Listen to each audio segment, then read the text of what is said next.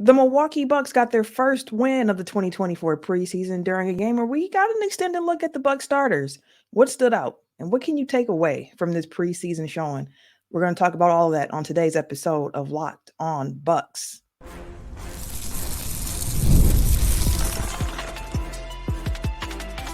You are Locked On Bucks, your daily Milwaukee Bucks podcast, part of the Locked On Podcast Network, your team every day.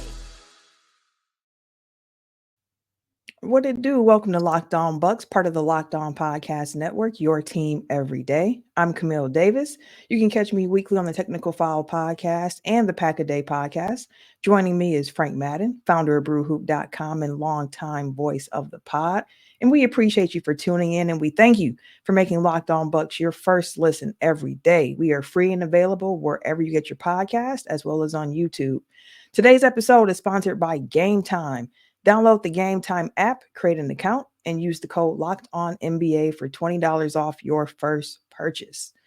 Now, Frank, as I mentioned, we got an extended look at the Bucks starters. We didn't see them after the second quarter in the first two games, but they played well into the third quarter in this game against a Bulls team that, man, you had to be like an NBA sicko to know all of the players that were on the court for them tonight, with most of their starters and key rotation players outside of Giddey. But were you surprised to see the Bucks starters get this much run tonight? And did you like what you saw really from like the top 8 guys in the Bucks rotation? I mean, it's hard to say that we had a lot to love. I think you look at the box score and the plus minuses, right? Everybody ended up in a respectable spot as far as the starters go. They had a 14-7 start to this game. So, I mean, the game started off fine enough. I thought the rim protection in particular looked good. Brook Lopez, 4 blocks. And, Bulls' first basket came on a Giannis goaltend that nearly was a nice block as well. So I thought kind of early on, I was like, oh, okay, the Bucks are maybe they're going to, establish a nice lead against a team that obviously was resting most of their key players. But then credit to the Bulls, seemed like half the shots that they missed from three, they got offensive rebounds on, and then they started hitting 13 threes in the first half. And it just felt like Bucks were getting a bit frustrated. You saw Giannis getting a bit perturbed at times, got a tee when he came together with Josh Giddey on a foul from Giddey, and he kind of pushed Giddey off as they kind of finished the play. And so, yeah, it was a little bit of an interesting vibe to this game in general. We talked last game against the Lakers where it seemed like the competitiveness took off a little bit, especially in that second quarter when LeBron and Giannis were going at it a bit. There was no LeBron on the other side tonight. It was, I'd say, a little bit more of a frustrating night for the Bucks, in that they, had a little bit of a lead. Then the Bulls come back. They start hitting threes.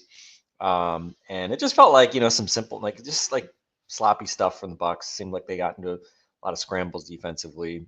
And, again, not exactly a first half to write a home about. I think, what were they down, 9 or something at the half, 68-59. I mean, they gave up a lot of points against a team that obviously, again, was bringing, how many rotation players played tonight for the Bulls? Not that many. 2, maybe 3. Yeah. So, again, it was good to see them come out in the third quarter and go on an extended run, force a lot of misses. Some mean reversion, I think, kicked in for the Bulls as well. They just couldn't buy a three after hitting a bunch of them in that first half. But I look at this as it's just reps to me, right? It's just getting the key guys. No Chris Middleton yet, but other than that, it was the kind of the core group that you would want to see. And they got through this game healthy, which, is probably the most important thing. Giannis got to the line a ton for all the sort of chippiness, and he dished it out a bit as well. They got through the game unscathed. Dame, I thought, had an efficient game. What was he? Had 20 points on 9 shots, 9 assists. So, again, kind of just in a lot of ways counting down to the regular season here, and especially on a night where Paul George hyperextends his knee. We'll see what that means for his near future. I'm going to assume it's nothing major, but who knows? Are we going to see him on opening night?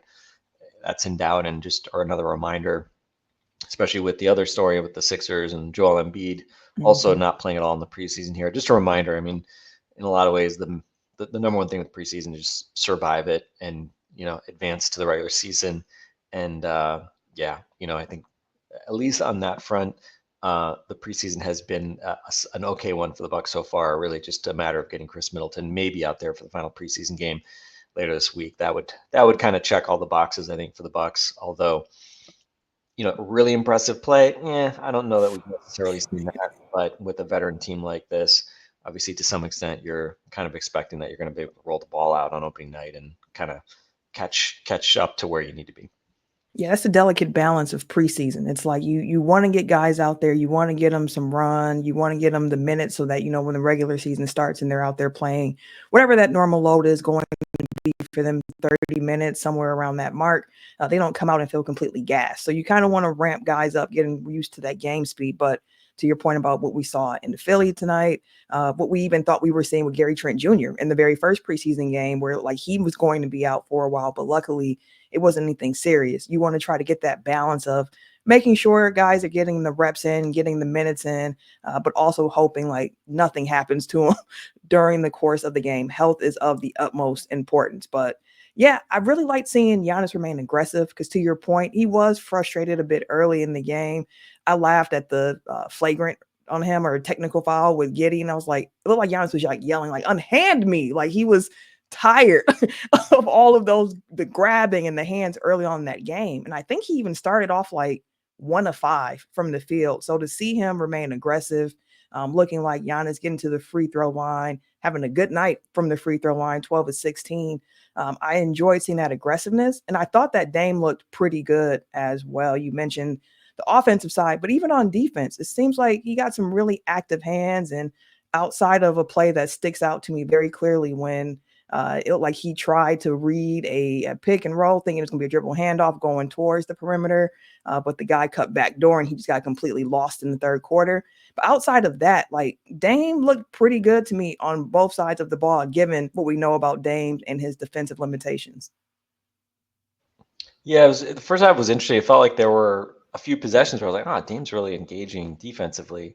And then there were a couple possessions where it seemed like Bucks didn't match up and Mhm. he was closest to a guy that just had a massive crease and, like again, Bucks kind of ran into some issues, I think, at various times when kind of the defense got bent and they were able to play kind of the drive and kick game. So yeah, and defensively, I don't know. I mean, Camille, curious what your take is. We've obviously haven't seen a whole lot of action from the kind of core of the Bucks playing together. Giannis obviously has only played 2 games, so we really have Mhm. call it 2 halves basically, in a little bit of the third quarter tonight to judge kind of where the Bucks are. Um, Offensively, I felt like there was a lot of like kind of one-on-one, especially early in this game. A lot of like Giannis post-ups. Really, very little I felt of Giannis Dame pick and roll early. We saw a little bit more in the third quarter to start there. Mhm. Um, and then again, defensively, it's kind of a mixed bag, right? Like it felt like when Giannis and Brooke were on the floor, especially early, and then in the third quarter, it felt like, man, they're really walling off the rim. But by the same token, it also felt like a lot of possessions where the Bucks kind of again got into a little bit of a scramble and didn't really seem particularly organized. And obviously, we saw that translate into 3-point shots and pretty good looks for the Bulls. So I'm curious, kind of what your 3-game assessment is, or Mhm. two and a half half assessment is of the Bucks kind of key guys. Any sense of kind of like, what are you liking what you're seeing, offense, defense, or I don't know. I mean, to me, it's just sort of like, they're just sort of getting through the preseason to an extent, but anything jump out one way or the other? Yeah, to me, my first thought is still that it looks a little clunky still, right? And there's a lot more that goes into that and why I think that it looks a bit clunky for this team still at this point. And I think that's a great conversation for us to get into right after this quick break.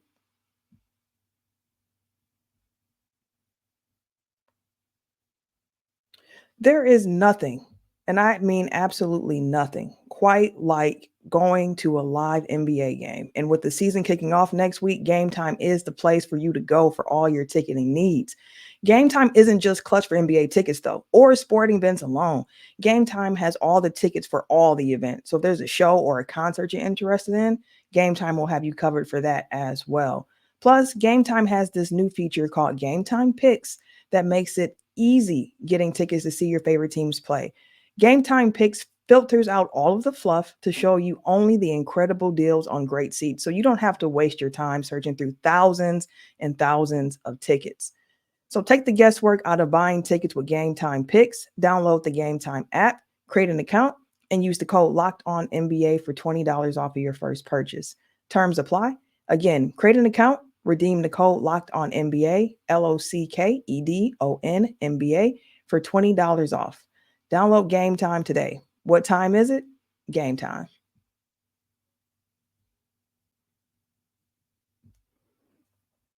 So the defense, I had a lot of different thoughts, and they changed wildly going from the first half into the second. And it was also interesting just hearing Marcus and Lisa kind of mention some things that they have heard that the team is trying to institute and what they're trying to do by keeping one of the bigs by the rim at all the times. And to me, in the first half specifically, it looked like a lot of times when they got into that scramble, it was guys just not used to what their rotation is going to be on defense. Like they just seem to get lost a lot.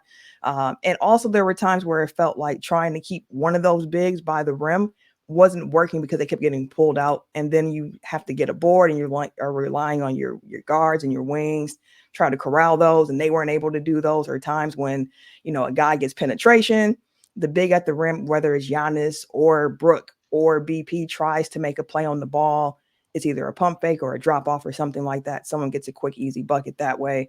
So it's a lot of things that I was seeing where I'm like, it just doesn't look clean. Like they don't look like they're connected on defense yet, which isn't surprising to me given the fact that they are trying to institute some new things. Like Marcus mentioned, as I said, trying to keep one big by the rim. They're also trying to not do the flyby closeouts anymore, which for some Bucks fans, I know they're throwing a party for that because they got tired of seeing Pat Connaughton and other guys just flying by defenders, but just trying to get into the groove of what they're looking to do. So far, nothing has stood out where I'm like, wow, like this is the best thing since sliced bread. It looks clunky. I can see the potential. Like I saw Prince being able to really lean into being physical at the point of attack, which was nice. I mentioned the active hands we saw from Dame and the other guards, had a lot of steals tonight. But still just not connected. But when you saw him in the third quarter with that effort and turn it on, like you could really start to see the outlines of what this is supposed to look like. But then again, my other side is like, how much of that is also the fact that, they're playing against this Bulls team that in the third quarter just kind of seemed like they didn't have the juice anymore. Yeah, a lot of like getting sped up, throwing the ball away. Gary Trent Jr. had a couple steals, which that's part of his rep is that he's maybe a little more of a gambler. You saw it. We'll see the double-edged sword that may end up being, but yeah, I think it's just like we just need to see how this looks in the regular season, and it's either going to be better or it's going to be worse than what we saw last year. And if this team wants to compete for something meaningful, then it's pretty much got to be better. So we'll see, but I would say who knows? Maybe Doc will put in some of those sets. I forget. I can't remember if he was talking about. I think he was talking about offense when he was talking about we haven't even really put in our sets yet. Offense, they're just flowing. Yeah, exactly. And on defense, it was like, this is so different from anything they've ever done. It's just like, okay, so yeah, I'm still waiting for our friend Eric Name to write the story explaining exactly how they've discovered cold fusion or whatever with this defense and how it's challenging them in ways that no basketball team has ever been challenged before. So I'll be just a little cynical, I guess, until we probably get a little bit more, get a little more extended view of this team in call it real regular season game action that features similarly talented teams, because right now we basically had just that first half against the Lakers essentially, right? And so we'll see later this week in the finale against the Mavericks. Do the Mavericks play anybody? Who knows, right? How much do the Bucks actually ramp their guys up? We'll see. But I would expect that we'll at least see probably similar to what we saw tonight, in terms of just, some of it's just like the cardio, right? Just like Yeah, having getting guys used to it.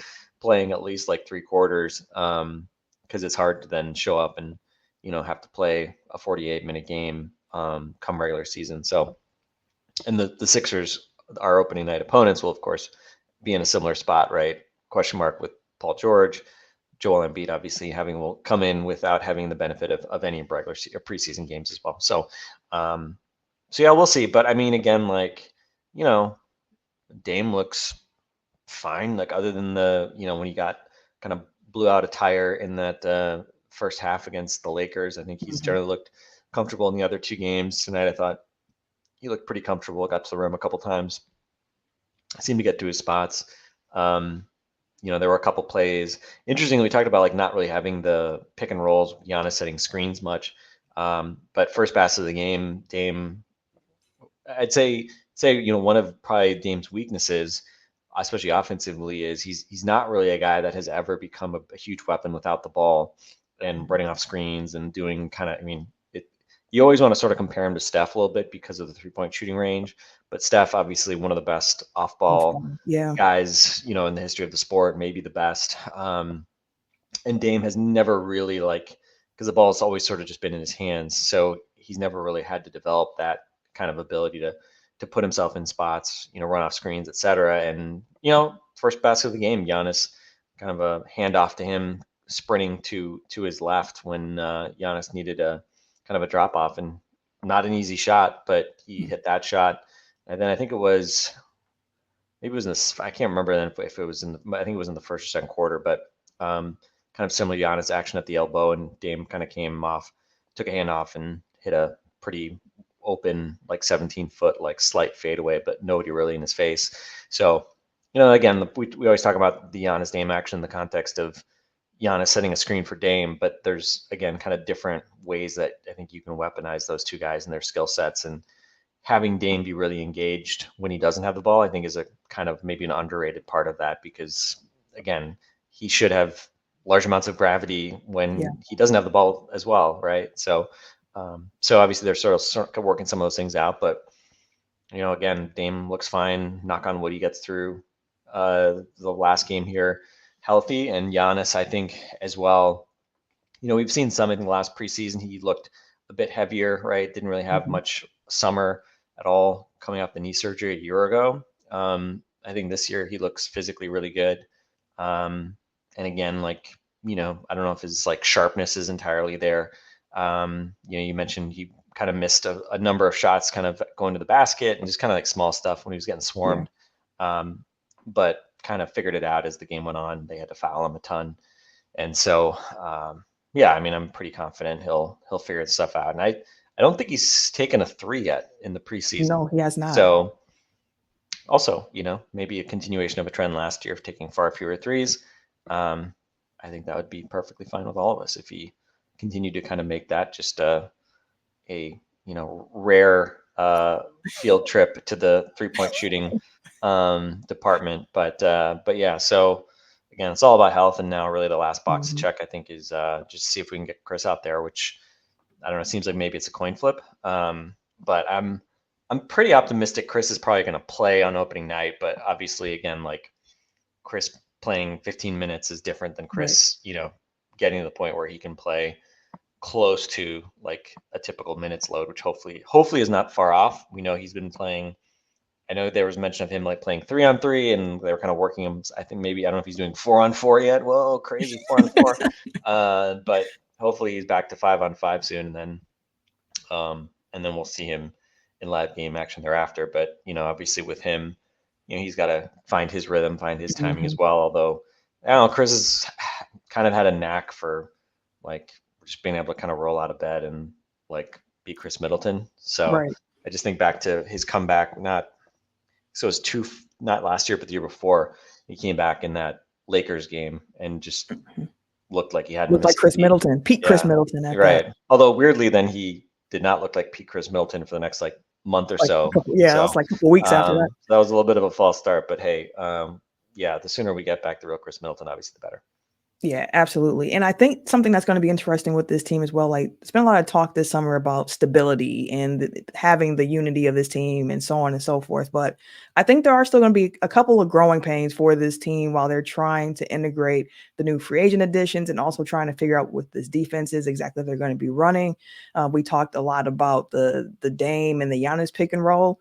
I'm also looking forward to seeing like the wrinkles and the growth that we see in that Brooke Lopez and Dame pick and roll because they were pretty good at it last year. So seeing what they can do this year and how that might free up Brooke Lopez a bit more, really interested in seeing that. But we got to see a lot of the young guys as well. Although they got an extended run for our starters and some of the main rotation pieces, we did still see a lot of age. All the A's throw me off. AJ Johnson. We saw some Ajax. We saw some AJ Green. All the AJs. None of the Livingstons though. So we're going to talk a little bit about what we saw from the Young Bucks in the rotation, and if there have been any surprises so far in how Doc has been utilizing these guys after this.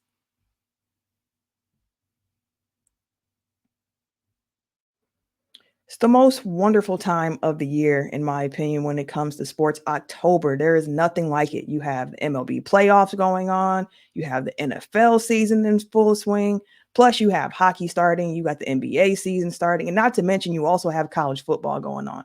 So, no matter what you're watching, make sure that you're locked in with FanDuel because it is the best place to be whenever you get a hunch in the middle of a game.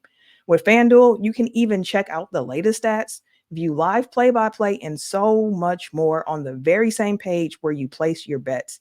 You'll get started with $200 in bonus bets guaranteed when you place your first $5 bet. Again, $200 in bonus bets guaranteed when you place that first $5 bet. So make sure you head on over to fanduel.com to get started. Again, that's FanDuel, FanDuel.com.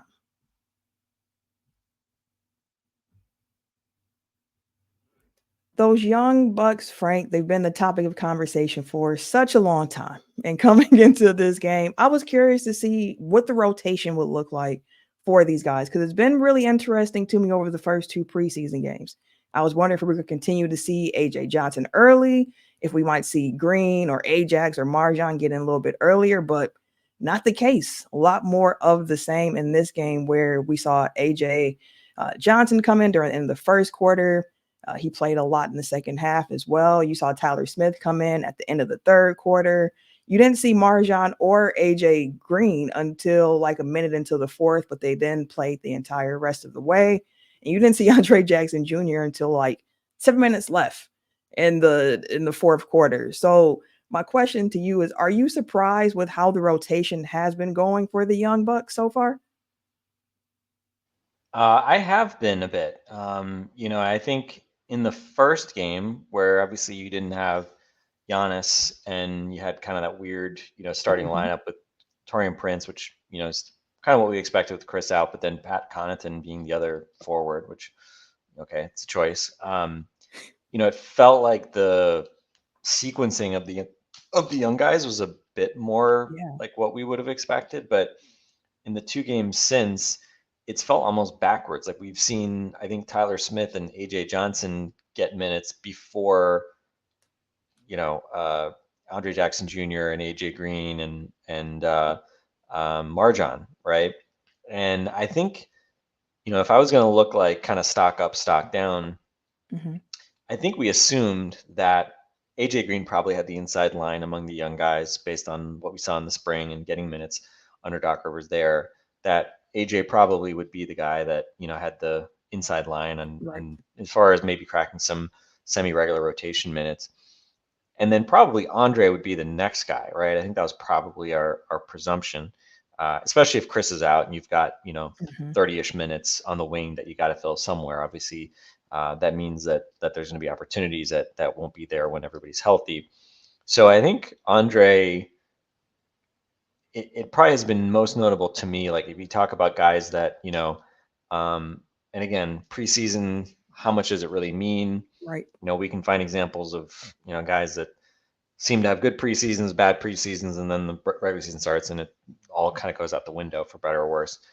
So I don't know that I want to anchor too much on what we've seen, but I mean, look, if you're not playing a lot and you're not playing meaningful minutes, I mean, stands to reason, like you're probably not at the front of the line in terms of who Doc's going to look for to give you minutes when it matters here on October 23rd and thereafter when the regular season starts. So, so yeah, I think, if you have a lot of Andre Jackson stock, maybe not feeling so great about that right now, which I think is especially frustrating because, as we've talked about, of all these guys that are young, I think he's the guy that has to play with better players the most, because you put him out there with, a bunch of other guys that just, are similar, like young players who can't really create consistent offense. He really needs to be out there with guys that don't require him to do much with the ball. So he did hit 3 tonight, a late 3 that was pretty important. So it was good to see that go down.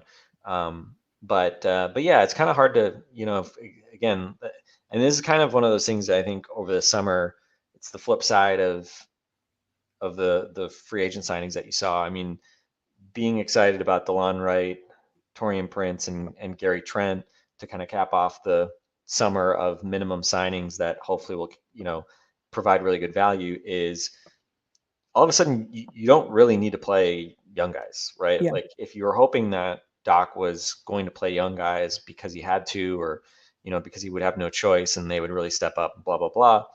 Now we're kind of at the point where, like, he really doesn't have to play any of those guys when the Bucks are healthy. And I think Pat Connaughton has had a good preseason so far, like, we all want to like say, well, Andre's completely outplayed Pat, and give Andre Jackson, Pat Connaughton's minutes, or give AJ Green Pat Connaughton's minutes. But Pat Connaughton's been like reliable and solid and has hit some shots. And with Andre, it's just kind of like, man, especially with the groups that he's been playing with, it's just kind of hard to see like exactly what does this mean for him? Like, is this a guy that's like ever going to be a rotation guy? Like what's kind of his destiny? So it's tough, I mean, I think we see it, like, seasons are very long. Guys flow in and out of the rotation, opportunities come up, they disappear, and it's all about just sort of staying ready and then delivering when you can. And I think that's like why AJ Green has been a guy that has been able to actually like make, maybe not a consistent impact, but at least make some impact over the past 2 years, is that he does not need to get warmed up. He can just go out there and just start shooting and make threes, and he's going to make 40% of his threes more often than not. And you can kind of count on that. And that's really hard to do, to be a young guy, to kind of find your role and know how to play. So, so I don't know. It's kind of one of those things, like I think we're generally underwhelmed by, I would say, with the exception of some of AJ Johnson's flashes in summer league, maybe some of Chris Livingston's flashes in summer league. Vegas was a very underwhelming experience, in terms of the collective output of the Bucks young guys. And I would say preseason has been a lot of the same. I don't think anybody's really jumped out so far, and they got one game left. And AJ Johnson has a nice kind of breakout game last game, and tonight, what was he, 2 for 15, 2 for 16 something, just kind of had a case of the Dante DiVincenzo's around the basket, just kind of throwing the ball up off the rim, hoping that something goes down, and it just did not. Again, he did some other things, had 4 assists, but it's tough for him. But I do think it's interesting that he played 21 minutes tonight, which was tied with Bobby Portis for the most minutes outside of the starters, and he's played a lot really in this preseason. And so I don't know what that means in terms of what Doc Rivers thinks of him. Last game, DeLon Wright was hurt, so he kind of had to play him more. But he played a fair bit in the first game when Dame played, and he's played a good chunk of minutes now tonight as well. And both Dame and DeLon Wright were available. So yeah, something to kind of monitor, because again, does that mean that Doc is actually going to give him some real opportunities during the regular season, or is this Doc saying, hey, I'm not going to play this guy during the regular season? I was wondering. So I'm going to try to give him some run now, because this is like my best chance to see what the heck I have with him. And I'm going to go ahead and say, I don't think he's made, a compelling case that you got to play him in regular season games at this point. But again, we've at least seen some flashes. There's raw materials here to work with. And again, I don't know if this has changed my opinion of whether or not he's going to play much, but maybe there's at least a little bit more of a sense that Doc could give him a chance at some point than I would have expected coming into preseason. Yeah, that was the question I had where I was like, is he getting the playing time because he's not going to get many minutes, or is he getting playing time because he's someone who figures to be at least a minor part of the rotation? And with AJ Johnson, like I was seeing the groundswell of like, we need to get him on the court. We need for him to play. And I get it because the flashes that you see from him are tantalizing. The speed that he has and the way that he can put pressure on the rim is impressive. And we saw that multiple times, even tonight against the Bulls. But the problem is at this point, he still needs to work on that touch around the rim. Once he gets there, can you make a play? Can you convert that basket once you get there? Because to your point, he was 2 of 15, and a lot of those misses were at the rim. Like he was able to get there off his speed. He finished 1 through contact. That was really nice, but still trying to figure some things out. So he's someone to keep an eye on. I'll be really curious to see what the rotation looks like in this 4th preseason game for the Bucks. How much do we see from the starters? How much do we see from the bench again? Because if we see this rotation again, where it's like you're seeing AJ Johnson early, you're seeing Tyler Smith early, and you're not seeing Marjon and AJ Green and Ajax until the 4th, I'm just going to be really curious as to what that looks like and what that means as we roll into the regular season. But yeah, Bucks got their first preseason win against the Bulls, a Bulls team the Bucks will see again next week for their home opener at Fiserv Forum after coming back from Philly for the season opener. I'm going to assume that Bulls team we see next week will look a lot different than the one that we saw today. Frank, before we get out of here, is there anything you want to say about, I believe you call him your favorite dirt ball off the bench, Liam Robbins? I think I called him a goon at some point. Did I call him a dirt ball? Yeah, he hit a mid-ranger tonight. Didn't have any blocks. He did get in ahead of number 18, who I guess I have to acknowledge what his name is, Ansej Pasechniks, who did have a poster tonight. He had a little he did have a really nice dunk.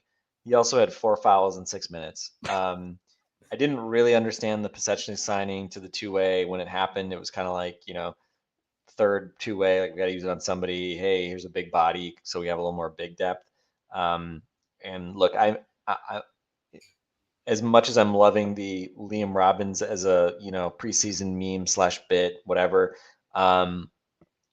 Again, do I believe that Liam Robbins is the answer as the Bucks, fourth future or whatever big man? Not really, but I love the story. Jim Wazarski had a story the other day. I think we got to the bottom of this because I know we were talking about this with Justin. He was born in Waukesha and then lived in Wisconsin, I think, until he was about 6, I think was my understanding, and then moved to Iowa. But apparently his family, at least his dad, is from Wisconsin. And so he grew up a Bucks, Packers, Brewers fan. So he would go to Bucks games, I guess. And I guess they would even drive to Bucks games from Iowa even.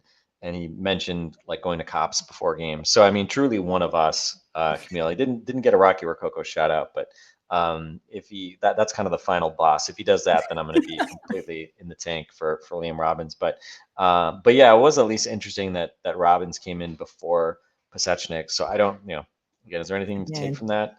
Unclear. Probably, I was going to say returning just to the AJ thing for a moment. I think probably the strongest argument against reading anything into that is the fact that Tyler Smith also got in like before some of these other guys. And I don't think any of us think Tyler Smith is going to like get real rotation minutes or something like that this season. So who knows? Honestly, maybe it's just Doc just likes more of the effort he's seeing from the true rookies or something.